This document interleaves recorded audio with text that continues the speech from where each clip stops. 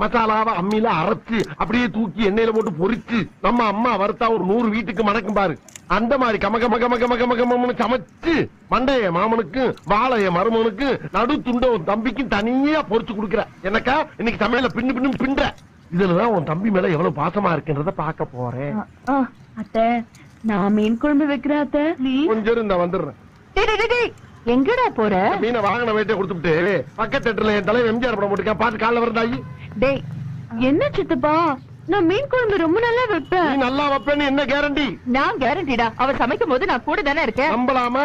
நம்பலாம். சரிதா வச்சு கொடுத்தா நீயே வாங்கிக்கோ. அக்கா போயிட்டு ஒரு 5 நிமிஷத்துல வந்துருவா. 5 நிமிஷத்துல என்னடா பண்ண முடியும்? சரி கூட ஒரு 5 நிமிஷம் சென்று வர்றேன். மீனை பச்சையா பாக்கும் போது நாக்கு துடியா துடிக்குது.